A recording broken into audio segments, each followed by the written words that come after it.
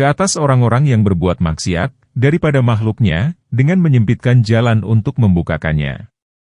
Maka kami mengharap, semoga tidaklah kita mengharamkan kurnia ini, pada hari dicoba rahasia-rahasia yang terpendam itu. Maka tersebutlah pada hadis, bahwa Allah apabila menutupi pada hamba akan auratnya di dunia, maka Allah adalah Maha Pemurah daripada membukakannya pada hari akhirat. Dan jikalau Allah membukakannya di dunia, maka Dia adalah Maha Pemurah daripada membukakannya pada kali yang lain. Dari Abdurrahman bin Auf, di mana ia berkata, aku keluar bersama Umar pada suatu malam di Madinah. Di waktu kami sedang berjalan, tiba-tiba tampaklah kepada kami sebuah lampu pelita. Lalu kami berjalan menuju kepadanya. Maka tatkala kami telah dekat ke tempat itu, tiba-tiba melihat pintu terkunci, di dalamnya orang banyak dengan bersuara keras dan hiruk-pikuk. Maka Umar memegang tanganku dan berkata, tahukah kamu rumah siapakah ini? Aku menjawab, tidak. Maka Umar menjawab, inilah rumah Rabi'ah bin Umayyah bin Half. Mereka itu sekarang sedang minum khamar. Apa pendapatmu? Aku menjawab, aku berpendapat, bahwa kita telah memperbuat apa yang dilarang Allah. Allah Ta'ala berfirman, dan janganlah mencari-cari keburukan orang. Surat 49 Al-Hujurat ayat 12. Maka kembalilah Umar dan meninggalkan mereka itu di situ. Ini menunjukkan wajibnya menutupi keburukan orang dan meninggalkan mengikutinya. Nabi bersabda kepada Muawiyah, sesungguhnya jika engkau mengikuti, memperhatikan dengan menyelidiki, akan aurat, hal yang memalukan, manusia, niscaya engkau telah merusakkan mereka atau hampirlah engkau berbuat kerusakan kepada mereka.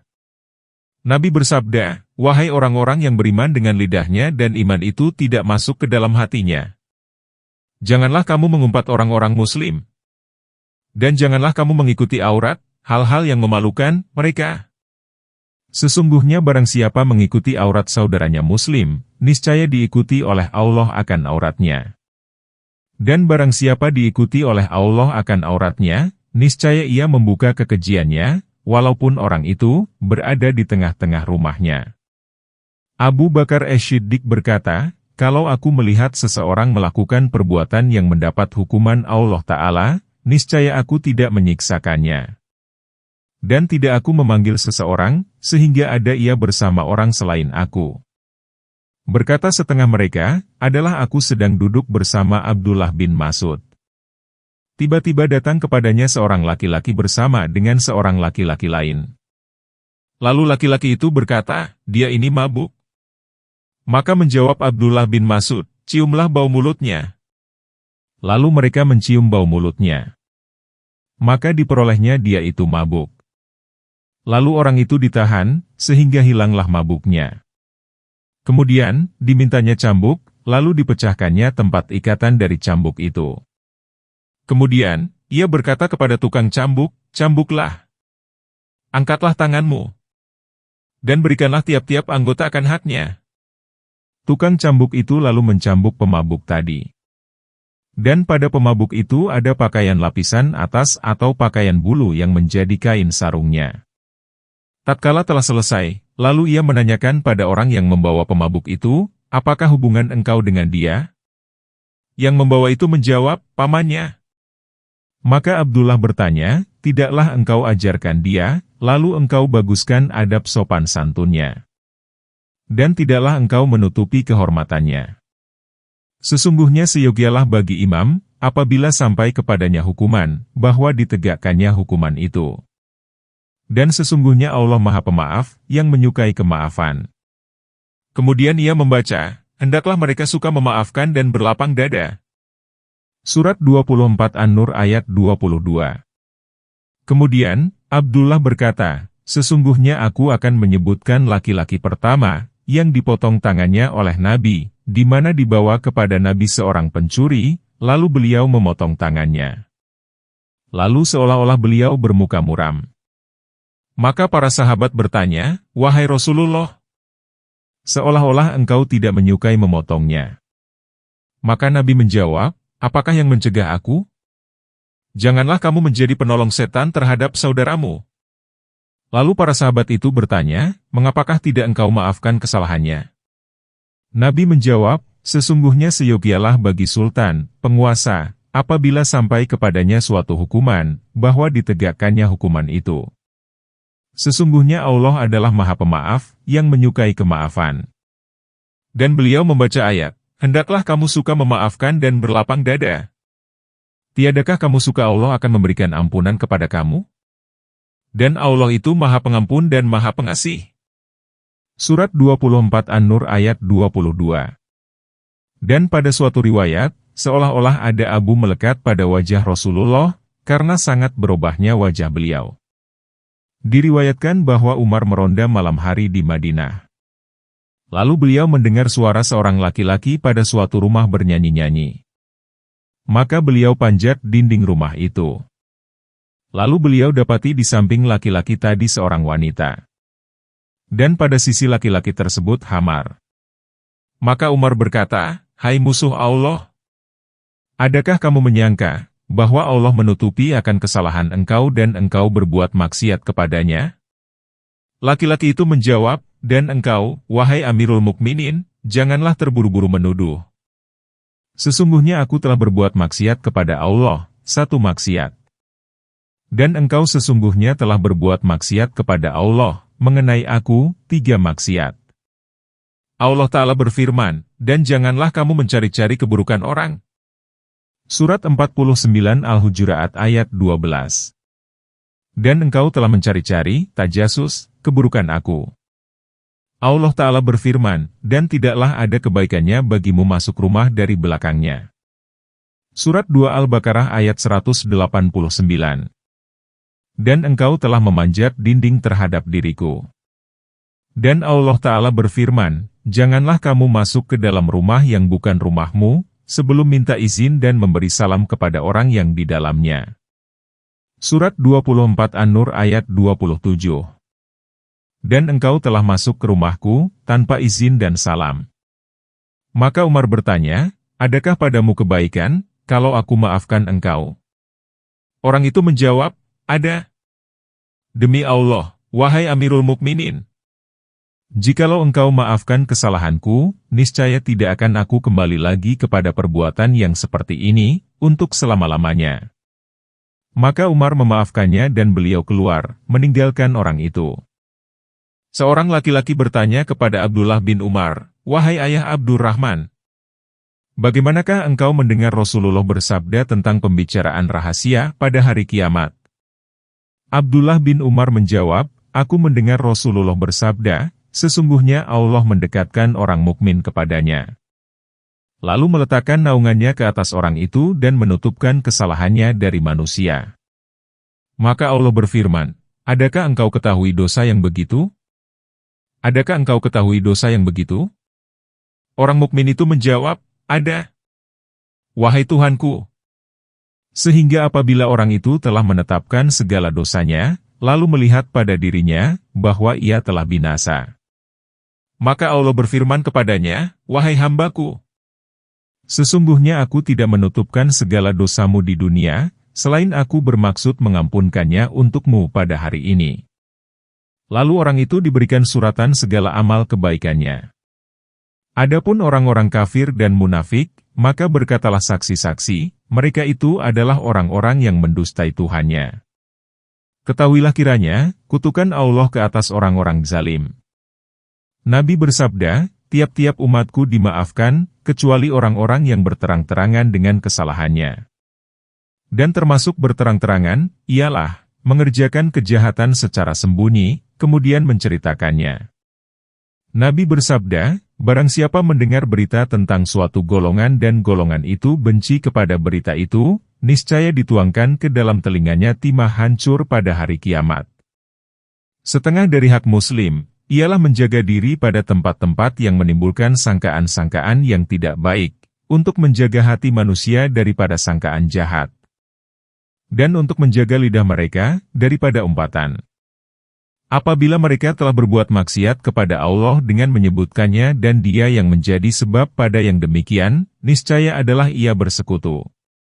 Allah Ta'ala berfirman, "Janganlah kamu nista apa-apa yang mereka sembah, selain dari Allah, supaya mereka jangan pula mencela Allah di luar batas dengan tidak berdasar pengetahuan. Surat 6 Al-An'am ayat 108. Nabi bersabda, bagaimanakah pendapatmu terhadap orang yang menista, mencaci, ibu bapaknya? Lalu para sahabat itu bertanya, adakah seseorang manusia menista ibu bapaknya? Maka Nabi menjawab, ada. Ia mencaci ibu bapak orang lain, maka orang-orang lain itu mencaci ibu bapaknya. Diriwayatkan Anas bin Malik, bahwa Rasulullah bercakap-cakap dengan salah seorang dari istrinya. Maka lalulah di situ seorang laki-laki. Lalu Rasulullah memanggil orang itu dan bersabda, "Hai Anu, ini adalah istriku Syafiah." Orang itu menjawab, "Wahai Rasulullah, siapakah yang pernah aku menyangka padanya? Sesungguhnya aku tidak menyangka apa-apa pada engkau." Maka Nabi bersabda, sesungguhnya setan itu berjalan pada tubuh anak Adam, pada tempat jalan darah. Dan pada suatu riwayat, Nabi menambahkan, sesungguhnya aku takut, bahwa setan itu menuduh, kadzaf, sesuatu, dalam hati kamu berdua. Dan orang itu, adalah dua orang. Maka Nabi bersabda, bahwa dia ini Syafiah, sampai akhir hadis. Dan adalah Syafiah mengunjungi Nabi pada 10 hari yang penghabisan dari bulan Ramadhan. Sayyidina Umar berkata, barang siapa menempatkan dirinya pada tempat yang menimbulkan sangkaan tidak baik, tuhmah, maka janganlah ia mencela orang yang menyangka jahat kepadanya. Sayyidina Umar, lalu pada suatu jalan, tiba-tiba melihat seorang laki-laki bercakap-cakap dengan seorang wanita di tengah jalan. Maka dipukulnya laki-laki itu dengan cemeti. Maka laki-laki itu berkata, "Wahai Amirul Mukminin, wanita itu adalah istriku." Lalu sahut Sayyidina Umar, "Mengapa tidak engkau bercakap-cakap pada tempat yang tidak dilihat engkau oleh seseorang manusia?" Setengah dari hak Muslim, ialah, bahwa mengusahakan pertolongan, untuk tiap-tiap orang Muslim yang memerlukan pada orang yang mempunyai kedudukan. Dan berusaha memenuhi hajat maksud orang itu, menurut kesanggupannya. Nabi bersabda, sesungguhnya aku didatangi orang dan dimintainya pada aku. Dan diminta hajat keperluan padaku. Dan engkau berada di sisiku. Maka berilah syafaat, pertolongan, supaya kamu dibalas dengan pahala. Dan Allah menunaikan pada tangan nabinya, apa yang disukainya. Muawiyah berkata, Rasulullah bersabda, berilah syafaat, pertolongan, kepadaku, niscaya kamu diberi pahala. Sesungguhnya aku menghendaki sesuatu hal dan hal itu aku kemudiankan. Supaya kamu dapat memberi syafaat kepadaku, lalu kamu dibalaskan dengan pahala. Nabi bersabda, tiadalah sedekah yang lebih utama daripada sedekah lidah. Lalu orang menanyakan yang demikian kepada Nabi, bagaimanakah yang demikian itu? Nabi menjawab, yaitu, syafaat, pertolongan, di mana dengan syafaat itu, terpelihara daripada menumpahkan darah. Dan dengan syafaat itu, terbawalah manfaat kepada orang lain dan tertolaklah dengan syafaat itu, hal-hal yang tidak disukai dari orang lain. Diriwayatkan, Akramah dari Ibnu Abbas, bahwa suami Burairah adalah seorang budak, bernama Mugith. Seakan-akan aku melihat dia di belakang istrinya menangis dan air matanya mengalir berjatuhan atas janggutnya. Lalu Nabi bertanya kepada Abbas, tidakkah kamu heran betapa hebatnya kecintaan Mugith kepada Burairah dan betapa hebatnya kebencian Burairah kepada Mugith?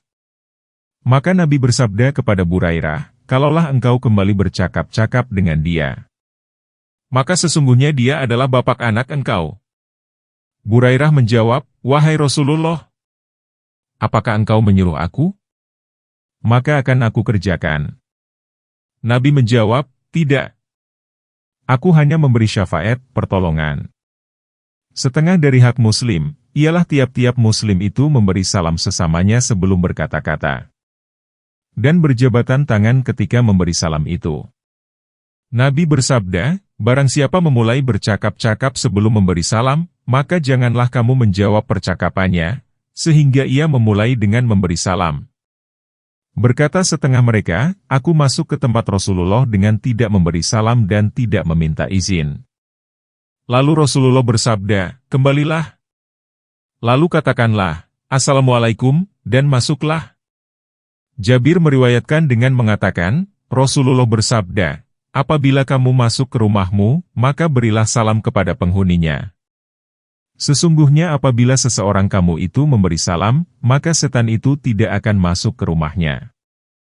Anas berkata, aku melakukan menjadi pelayan Nabi 8 tahun lamanya. Maka beliau bersabda kepadaku, hai Anas, ratakanlah wudumu, niscaya bertambah umurmu. Berilah salam kepada orang yang engkau jumpai dari umatku, niscaya bertambahlah kebajikanmu. Dan apabila engkau masuk ke tempatmu, maka berilah salam kepada keluargamu, niscaya banyak kebajikan rumah tanggamu.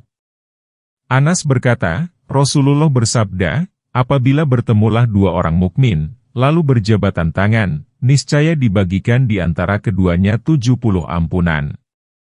69 adalah kepada yang terbaik menyambut daripada keduanya.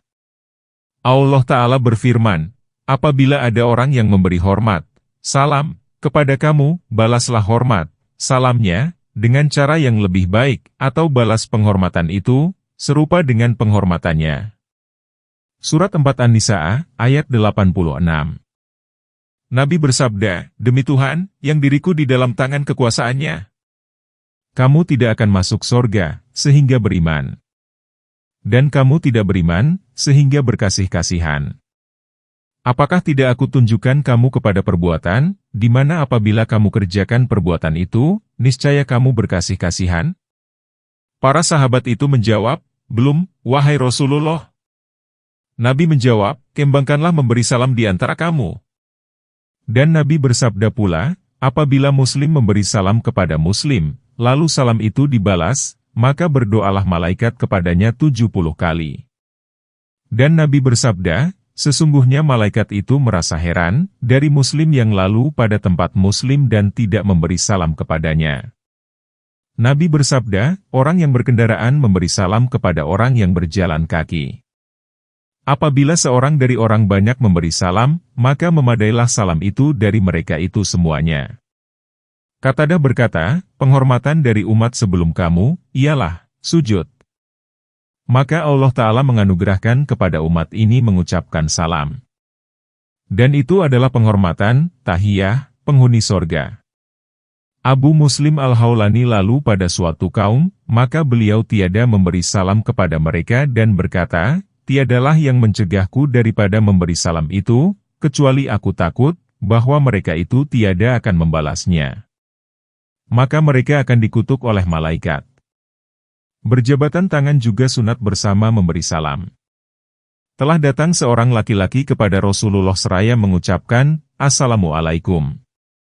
Maka Nabi bersabda, itu 10 kebaikan.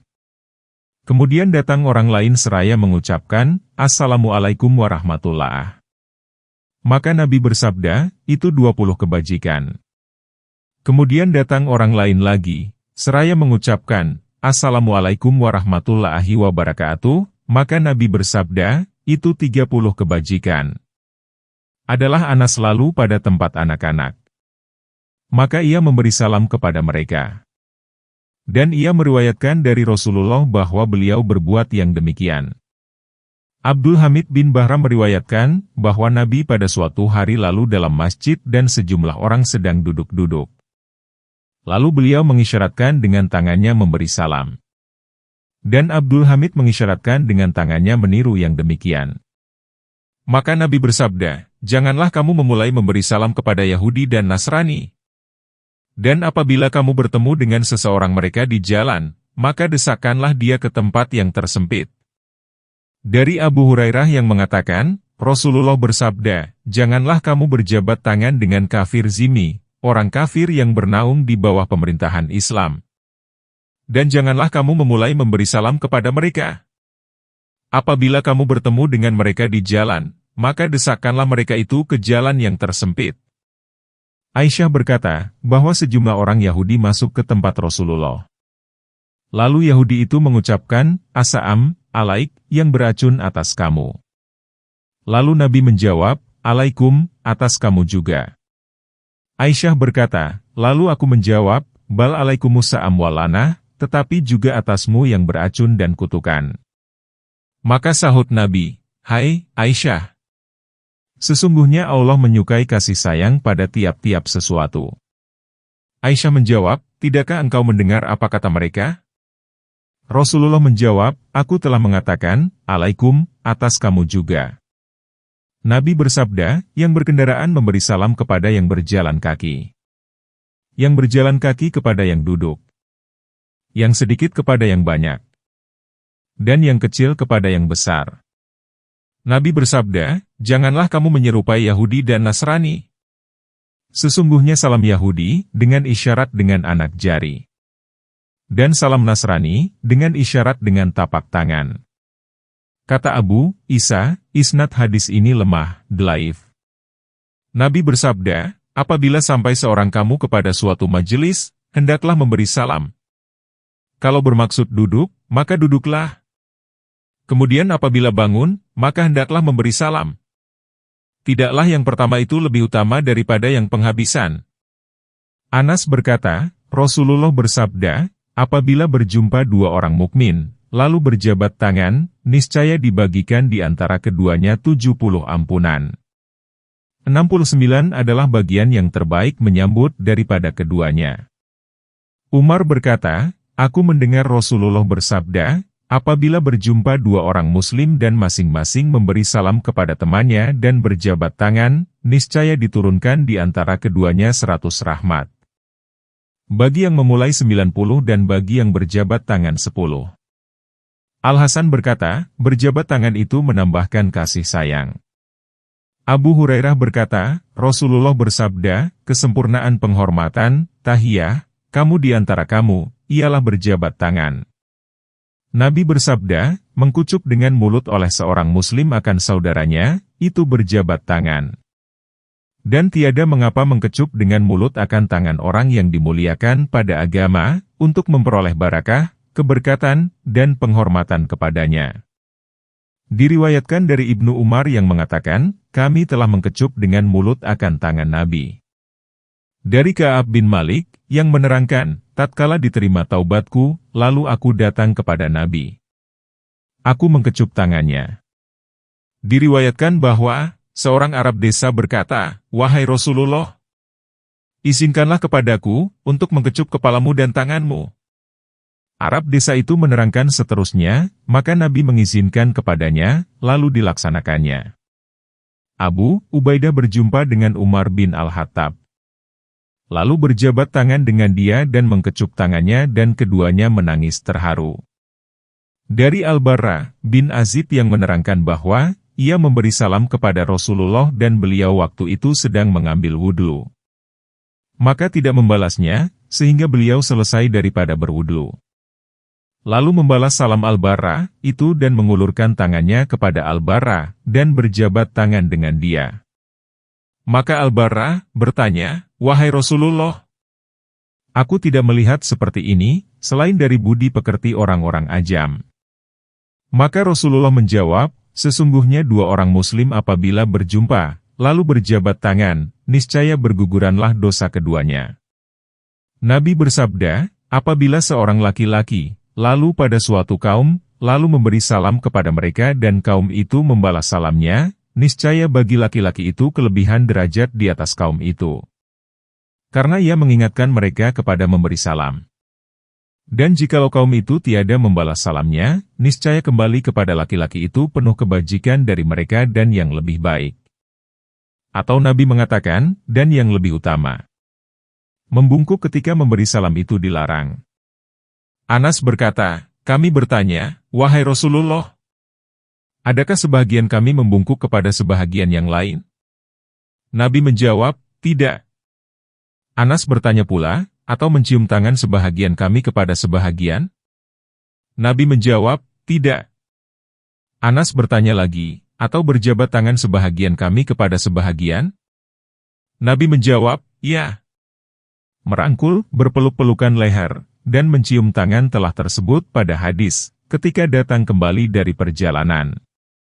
Abu Dzar berkata, tiap aku berjumpa dengan Rasulullah beliau berjabat tangan dengan aku. Dan pada suatu hari beliau mencari aku, tetapi aku tidak ada di rumah. Tatkala diberitahukan kepadaku, lalu aku datang kepadanya, dan beliau di atas tempat tidur. Maka beliau merangkul aku. Adalah yang demikian itu sangat baik, sangat baik. Menyongsong kendaraan dalam penghormatan kepada ulama, telah ada pada Atsar. Ibnu Abbas berbuat yang demikian itu dengan kendaraan Zaid bin Sabit. Umar menyongsong kendaraan Zaid, sehingga beliau mengangkatkannya. Seraya berkata, begini perbuatan dengan Zaid dan sahabat-sahabat Zaid. Berdiri untuk menyambut kedatangan seseorang itu makruh atas dasar membesarkan. Dan tidak makruh atas dasar memuliakan. Anas berkata, tiada seorang pun yang lebih kami cintai dari Rasulullah. Dan mereka apabila melihatnya, tiada berdiri, karena mereka mengetahui kebenciannya akan perbuatan yang demikian. Diriwayatkan bahwa Nabi bersabda pada suatu kali, apabila kamu melihat aku maka janganlah berdiri, seperti yang diperbuat oleh orang-orang ajam. Nabi bersabda, barang siapa merasa gembira oleh penghormatan orang-orang kepadanya dengan berdiri, maka ia menyediakan tempat duduknya dari api neraka. Nabi bersabda, janganlah seseorang membangunkan orang lain daripada tempat duduknya, kemudian ia duduk pada tempat duduk itu. Tetapi berluas-luaslah dan berlapang-lapanglah. Mereka menjaga yang demikian, karena larangan yang tersebut ini. Nabi bersabda, apabila orang ramai itu mengambil tempat duduk mereka, maka jikalau seorang memanggil temannya, lalu diluaskannya untuk temannya itu, maka hendaklah diperbuatkannya yang demikian. Sesungguhnya itu adalah kemuliaan, di mana ia dimuliakan yang demikian, oleh temannya. Jikalau tidak diluaskannya tempat duduknya untuk itu, maka hendaklah ia melihat kepada tempat duduk yang lebih lapang yang diperolehnya. Lalu duduklah ia pada tempat duduk itu. Diriwayatkan bahwa seorang laki-laki memberi salam kepada Rasulullah dan Rasulullah sedang buang air kecil. Maka beliau tidak menjawab salam itu. Maka makruhlah memberi salam kepada orang yang sedang buang air, berqada hajat. Dan makruh mengucapkan pada permulaan salam, alaikasalam. Karena ada seorang laki-laki yang mengucapkan demikian kepada Rasulullah. Lalu beliau bersabda, bahwa, alaikasalam itu, adalah salam, tahiyah, kepada orang mati. Nabi mengucapkan itu 3 kali. Kemudian beliau bersabda, apabila salah seorang kamu bertemu dengan seorang temannya, maka hendaklah mengucapkan, Assalamualaikum warahmatullahi. Disunnahkan bagi orang yang masuk, apabila telah memberi salam dan tidak memperoleh tempat duduk, supaya tidak pergi. Tetapi duduklah di belakang syaf. Rasulullah duduk dalam masjid, tiba-tiba datanglah menghadap 3 orang. Lalu 2 orang datang menghadap kepada Rasulullah. Adapun yang seorang mendapat tempat terluang, maka duduklah ia pada tempat itu. Dan yang kedua lalu duduk di belakang orang banyak. Adapun orang yang ketiga, lalu membelakang dan terus pergi. Tatkala Rasulullah telah siap dari sholat, maka bertanya, adakah tidak aku terangkan kepadamu tentang orang 3? Adapun yang seorang, maka ia mengambil tempat pada jalan Allah, maka Allah memberikan tempat kepadanya. Adapun yang kedua, maka ia merasa malu. Maka Allah pun malu kepadanya. Adapun yang ketiga, ia berpaling meninggalkan, maka Allah pun berpaling meninggalkannya. Nabi bersabda, tiadalah dari 2 orang muslim yang bertemu, lalu bersalam-salaman, melainkan diampunkan dosa keduanya sebelum keduanya berpisah. Ummu Hani memberi salam kepada Nabi. Lalu Nabi bertanya, siapakah ini? Lalu ada yang menjawab, Ummu Hani. Maka Nabi menyambung, selamat datang kepada Ummu Hani. Setengah dari hak muslim, ialah bahwa, menjaga kehormatan, jiwa dan harta saudaranya muslim daripada kezaliman orang lain, menurut kesanggupannya. Menolak bahaya yang mendatang kepadanya, mempertahankan dan menolongnya. Karena yang demikian itu adalah wajib atas seorang muslim, menurut kehendak persaudaraan Islam. Abu Darda meriwayatkan bahwa seorang laki-laki memperoleh kata-kata yang tidak baik dari seorang laki-laki di sisi Rasulullah. Lalu seorang laki-laki lain menolak tuduhan itu. Maka Nabi bersabda, barang siapa menolak, membantah, dari hal kehormatan saudaranya, niscaya yang demikian itu menjadi dinding, hijab, baginya dari neraka. Nabi bersabda, tidaklah dari seorang manusia muslim yang menolak dari hal kehormatan saudaranya, melainkan ia berhak pada Allah, bahwa Allah menolak neraka jahanam daripadanya pada hari kiamat. Dari Anas bahwa Nabi bersabda, barang siapa disebutkan padanya saudaranya muslim dan ia sanggup menolong saudaranya itu, lalu tidak ditolongnya, niscaya ia didapatkan oleh Allah dengan hal yang memalukan itu di dunia dan di akhirat. Dan barang siapa disebutkan padanya saudaranya muslim, lalu ditolongnya menolak sebutan yang tidak baik itu, niscaya ia ditolong oleh Allah Ta'ala di dunia dan di akhirat. Nabi bersabda, barang siapa menjaga kehormatan saudaranya muslim di dunia, niscaya diutuskan oleh Allah kepadanya malaikat yang akan menjaganya pada hari kiamat dari neraka. Berkata Jabir dan Abu Talhah, kami mendengar Rasulullah bersabda, tiadalah seorang manusia muslim yang menolong muslim, pada tempat yang dicemarkan kehormatannya dan dihalalkan kemuliaannya, melainkan ia ditolong oleh Allah pada tempat yang ia menyukai padanya pertolongan Allah.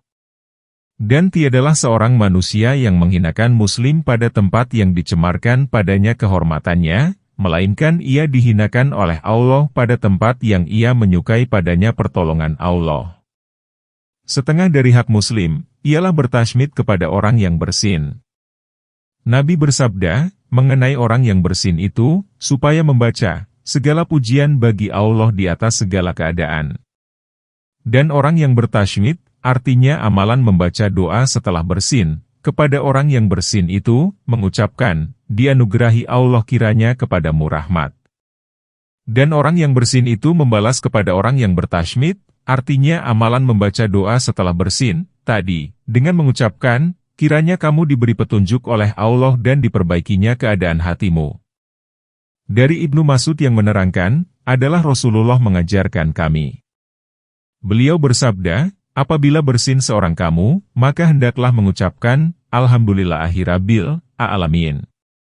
Maka apabila orang yang bersin itu telah mengucapkan yang demikian, lalu hendaklah orang yang di sisinya mengucapkan, Yarhamukallah, artinya, diberikan rahmat kiranya kepadamu oleh Allah.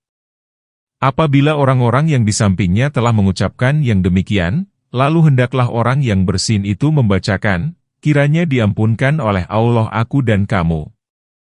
Rasulullah bertasmid, artinya amalan membaca doa setelah bersin, kepada seorang yang bersin dan beliau tidak bertasmid, artinya amalan membaca doa setelah bersin, kepada seorang lain.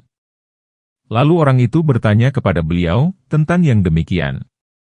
Maka beliau menjawab, bahwa orang yang bersin itu telah memujikan Allah dan engkau berdiam diri. Nabi bersabda, Muslim yang bersin ditasmidkan apabila ia bersin 3 kali. Kalau lebih, maka dia itu pilek. Diriwayatkan, bahwa Nabi bertasmid, artinya amalan membaca doa setelah bersin, kepada seorang yang bersin 3 kali. Lalu ia bersin lagi. Maka beliau bersabda, sesungguhnya engkau itu pilek. Abu Hurairah berkata, adalah Rasulullah apabila bersin, beliau mencegah bunyinya dan menutupkannya dengan kain atau dengan tangannya. Dan diriwayatkan, beliau menutupkan wajahnya. Abu Musa al-Asy'ari berkata, adalah orang-orang Yahudi itu sengaja membuat bersin di sisi Rasulullah, karena mengharap akan diucapkan oleh Nabi, Yarhamukumullah. Tetapi Nabi mengucapkan, Yahdikumullah, kiranya kamu diberi petunjuk oleh Allah. Diriwayatkan oleh Abdullah bin Amir bin Rabi'ah dari ayahnya, bahwa seorang laki-laki bersin di belakang Rasulullah dalam sholat. Maka ia membaca, segala pujian bagi Allah, pujian yang banyak, baik, lagi penuh barakah padanya, sebagaimana yang diridai oleh Tuhan kami dan sesudah apa yang diridainya. Dan segala pujian bagi Allah di atas tiap-tiap hal. Maka tatkala Nabi telah memberi salam dari sholat, lalu bertanya, siapakah yang mempunyai kata-kata tadi? Orang itu menjawab, aku, wahai Rasulullah. Aku tiada bermaksud dengan kata-kata itu, melainkan kebajikan. Lalu Nabi bersabda, sesungguhnya aku melihat 12 malaikat. Semuanya berlomba-lomba kepada kata-kata itu, yang manakah dari mereka itu yang menuliskannya. Nabi bersabda, barang siapa bersin, lalu bersegera mengucapkan Alhamdulillah, niscaya tidak akan menderita penyakit pinggang. Nabi bersabda, bersin itu daripada Allah. Dan menguap itu, daripada setan. Apabila menguap seorang kamu, maka hendaklah meletakkan tangannya pada mulutnya. Apabila ia mengatakan haha, bunyi waktu menguap, maka sesungguhnya setan itu tertawa dari dalam perutnya. Ibrahim An-Nakhai berkata, apabila bersin waktu sedang buang air, sedang qada hajat, maka tiada mengapa mengingati Allah. Al-Hasan berkata, orang yang bersin tadi, yang sedang buang air, memujikan Allah dalam hatinya. Ka'ab berkata, Nabi Musa berdoa, wahai Tuhanku, adakah engkau itu dekat, maka aku akan bermunajah, membisikkan segala isi hati, dengan engkau? Atau engkau itu jauh, maka aku akan menyerukan engkau? Maka Allah berfirman, aku itu sedudukan dengan orang yang mengingati aku, berzikir kepadaku. Lalu Nabi Musa berkata, sesungguhnya kami adalah di atas keadaan, yang mengagungkan engkau, di mana kami mengingati engkau padanya. Seperti dalam janabat dan buang air besar. Maka Allah Ta'ala berfirman, ingatilah aku pada tiap-tiap keadaan.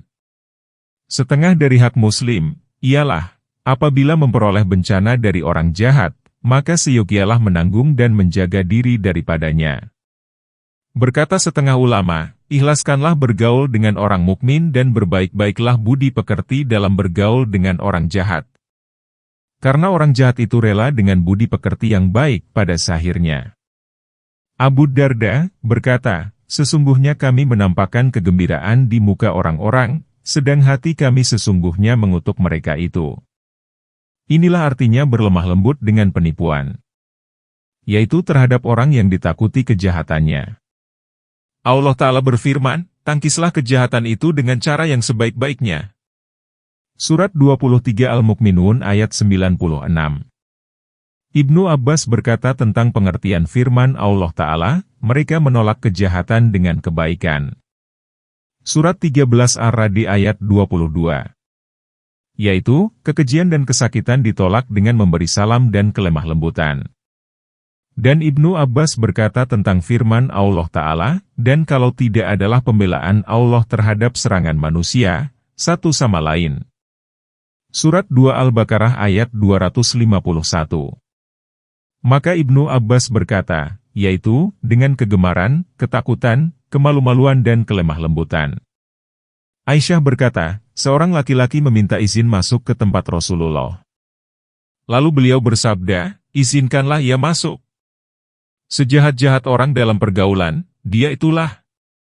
Tatkala orang itu telah masuk, lalu Nabi melemah lembutkan perkataan kepadanya. Sehingga aku menyangka, bahwa orang itu mempunyai kedudukan pada Nabi. Tatkala orang itu keluar, lalu aku berkata kepada Nabi, tatkala orang itu masuk, engkau katakan apa yang telah engkau katakan itu. Kemudian engkau berlemah lembut perkataan kepadanya. Nabi menjawab, wahai Aisyah, sesungguhnya seburuk-buruk kedudukan manusia di sisi Allah pada hari kiamat, ialah orang yang ditinggalkan oleh manusia, karena ditakuti kekejiannya. Pada suatu hadis tersebut, sesuatu yang dipeliharakan oleh seseorang akan kehormatannya, maka itu adalah sedekah baginya. Pada Atsar, ucapan sahabat tersebut, bercampur baurlah dengan manusia, dengan amal perbuatanmu dan berlainanlah dengan mereka dengan hati. Muhammad bin Al-Hanafiyah berkata, tidaklah termasuk orang yang bijaksana, siapa yang tidak bergaul dengan cara yang baik, dengan orang, di mana ia, tidak boleh tidak, harus bergaul dengan orang itu. Sehingga Allah memberi kelapangan baginya dari orang tersebut. Setengah dari hak muslim, ialah, bahwa menjauhkan diri daripada bercampur baur dengan orang-orang kaya. Dan ia bercampur baur dengan orang-orang miskin. Dan berbuat kebajikan kepada anak-anak yatim. Adalah Nabi berdoa, wahai Allah Tuhanku, hidupkanlah aku miskin. Matikanlah aku miskin. Dan bangkitkanlah aku dalam rombongan orang-orang miskin. Ka'ab al-Ahbar berkata, adalah Nabi Sulaiman dalam kerajaannya. Apabila ia masuk ke dalam masjid, lalu dilihatnya seorang miskin, maka ia duduk dekat orang miskin itu, seraya berkata, orang miskin duduk-duduk bersama orang miskin. Ada yang meriwayatkan bahwa perkataan yang diucapkan kepada Nabi Isa yang paling disukainya, ialah diucapkan kepadanya, "Hai orang miskin." Ka'ab al-Ahbar berkata, "Apa yang tersebut dalam Al-Quran, wahai orang-orang yang beriman?"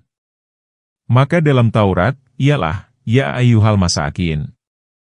Artinya, wahai orang-orang miskin. Ubadah bin Asyamit berkata, sesungguhnya neraka itu mempunyai 7 pintu, 3 untuk orang-orang kaya, 3 untuk wanita dan 1 untuk orang-orang fakir dan orang-orang miskin. Al-Fudlail berkata, sampai kepadaku, bahwa salah seorang dari nabi-nabi berdoa, "Wahai Tuhanku, bagaimanakah aku mengetahui akan ridha-Mu kepadaku?" Maka Tuhan berfirman, perhatikanlah, bagaimana ridlanya orang-orang miskin kepadamu. Nabi bersabda, awaslah kamu duduk-duduk dengan orang-orang mati. Lalu ada yang menanyakan, siapakah orang-orang mati itu, wahai Rasulullah? Nabi menjawab, orang-orang kaya. Musa berdoa, wahai Tuhanku, di manakah aku mencari Engkau? Tuhan berfirman, pada mereka yang hancur hatinya. Nabi bersabda, janganlah engkau gemar kepada orang zalim, dengan nikmat yang ada padanya. Karena engkau tiada mengetahui, kemana jadinya ia sesudah mati. Sesungguhnya di belakangnya itu ada yang mencari yang rajin sekali. Mengenai anak yatim, Nabi bersabda, barang siapa mengambil anak yatim dari ibu bapak muslim, sehingga anak yatim itu memperoleh kecukupan, maka sesungguhnya wajiblah tak boleh tidak bagi orang itu sorga. Nabi bersabda, aku dan yang memelihara anak yatim dalam sorga, adalah seperti 2 anak jari ini. Nabi mengisyaratkan dengan kedua anak jarinya. Nabi bersabda, barang siapa meletakkan tangannya atas kepala anak yatim, karena cinta kasih, niscaya baginya kebaikan dari tiap-tiap helai rambut yang dilalui tangannya.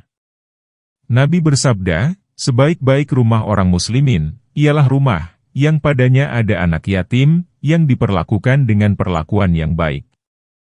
Dan sejahat-jahat rumah orang muslimin, ialah rumah yang padanya anak yatim, yang diperlakukan dengan perlakuan yang buruk.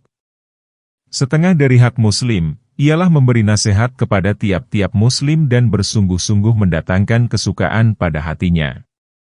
Nabi bersabda, orang mukmin itu mencintai orang mukmin, sebagaimana mencintai dirinya sendiri. Nabi bersabda, tiada bermain seorang kamu, sebelum ia mencintai saudaranya, akan apa yang ia cintai untuk dirinya sendiri. Nabi bersabda, sesungguhnya seorang kamu itu adalah cermin saudaranya. Apabila ia melihat sesuatu pada saudaranya, maka hendaklah dihilangkannya.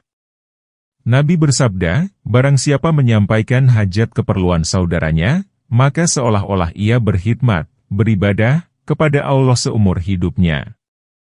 Nabi bersabda, barang siapa menyenangkan mata orang mukmin, niscaya disenangkanlah oleh Allah matanya pada hari kiamat. Nabi bersabda, barang siapa berjalan untuk keperluan saudaranya sesaat dari malam atau siang, di mana keperluan itu dapat dilaksanakannya atau tidak, niscaya adalah yang demikian itu lebih baik baginya, daripada itikaf dalam masjid 2 bulan. Nabi bersabda, barang siapa melapangkan orang mukmin, yang menderita atau menolong orang yang teraniaya, niscaya ia diampunkan oleh Allah 73 ampunan. Nabi bersabda, tolonglah saudaramu, baik ia menganiaya atau teraniaya. Lalu ada yang menanyakan, bagaimanakah menolongnya, sedang ia menganiaya? Nabi menjawab, mencegahnya daripada berbuat penganiayaan. Nabi bersabda, sesungguhnya amal perbuatan yang amat disukai Allah, ialah mendatangkan kesukaan pada hati mukmin, atau menghilangkan kerusuhan dari hatinya, atau membayar hutangnya, atau memberikan kepadanya makanan dari laparnya. Nabi bersabda, barang siapa melindungi orang mukmin dari orang munafik, yang membuat kesusahan kepadanya, niscaya diutuskan oleh Allah kepadanya malaikat pada hari kiamat, yang melindungi dagingnya dari api neraka jahanam. Nabi bersabda, 2 perkara, di mana tiada satupun dari kejahatan yang di atas dua itu, menyekutukan Allah dan mendatangkan kemelaratan kepada hamba-hamba Allah. Dan dua perkara, di mana tiada satupun dari kebajikan di atas yang dua itu, beriman kepada Allah dan berbuat kemanfaatan kepada hamba-hamba Allah. Nabi bersabda, orang yang tidak mementingkan kaum muslimin, maka tidaklah ia dari kaum muslimin. Ma'ruf Al-Qarchi berkata, barang siapa membaca pada tiap-tiap hari, Allahumarham ummata Muhammad. Wahai Allah Tuhanku, anugerahilah rahmat kepada umat Muhammad, niscaya ia ditulis oleh Allah, setengah dari abdal, wali-wali yang datang silih berganti. Pada riwayat lain, tersebut, wahai Allah Tuhanku, perbaikilah umat Muhammad. Wahai Allah Tuhanku, berikanlah kelapangan bagi umat Muhammad, tiap-tiap hari 3 kali, niscaya ia ditulis oleh Allah, setengah dari abdal. Pada suatu hari, Ali bin Al-Fudlail menangis. Lalu orang bertanya kepadanya, apakah yang menyebabkan Tuan menangis? Ia menjawab, aku menangis terhadap orang yang berbuat kezaliman kepadaku. Apabila ia berdiri esok di hadapan Allah Ta'ala dan ditanyakan kedalimannya, dan ia tiada mempunyai alasan. Setengah dari hak muslim, ialah, bahwa ia mengunjungi yang sakit dari mereka. Ma'rifah, mengenal Allah, dan Islam adalah mencukupi untuk menetapkan hak ini dan memperoleh keutamaannya. Adab kesopanan orang yang mengunjungi orang sakit, ialah tidak duduk lama-lama, sedikit bertanya, melahirkan kasih sayang, berdoa lekas sehat, memicingkan mata dari hal-hal yang memalukan di tempat orang sakit. Ketika meminta izin, ia tiada berhadapan dengan pintu. Pintu itu diketuk pelan-pelan. Dan tidak menjawab, aku, apabila ditanyakan, siapa? Dan tidak mengatakan, hai bujang. Tetapi memuji dan bertasbih kepada Allah. Nabi bersabda, kesempurnaan mengunjungi orang sakit, ialah meletakkan seorang kamu tangannya di atas dahi atau tangan orang sakit. Dan menanyakan, bagaimanakah keadaannya? Dan kesempurnaan tahiyahmu, salammu, ialah berjabatan tangan. Nabi bersabda, barang siapa mengunjungi orang sakit, niscaya ia duduk di dalam pagar kebun sorga. Sehingga apabila ia bangun berdiri, niscaya diwakilkan kepadanya 70.000 malaikat, yang berdoa kepadanya sampai malam. Nabi bersabda, apabila seseorang mengunjungi orang sakit, maka ia telah berkecimpung dalam rahmat. Dan apabila ia duduk di sisi orang sakit, niscaya tetaplah rahmat itu padanya. Nabi bersabda, apabila seorang muslim mengunjungi saudaranya yang sakit atau berziarah kepadanya, niscaya Allah Ta'ala berfirman, baik engkau dan baik perjalanan engkau dan bertempatlah engkau pada suatu tempat dalam surga. Nabi bersabda, apabila sakitlah hamba Allah, niscaya diutuskan oleh Allah Ta'ala kepadanya 2 malaikat, seraya Allah berfirman, perhatikanlah wahai kedua kamu, apa yang dikatakan oleh orang sakit itu kepada pengunjung-pengunjungnya. Kalau orang sakit itu, apabila datang pengunjung-pengunjungnya, lalu memuji dan menyanjung Allah, maka oleh kedua malaikat tadi, disampaikannya yang demikian, kepada Allah. Dan Allah itu Maha Tahu. Maka Allah berfirman, untuk hambaku di atas tanggunganku, jikalau aku mematikannya, akan memasukkannya ke sorga. Dan jikalau aku menyembuhkannya, maka akan menggantikan daging baginya, yang lebih baik daripada dagingnya dan darah yang lebih baik daripada darahnya. Dan akan aku hapuskan daripadanya segala kejahatannya.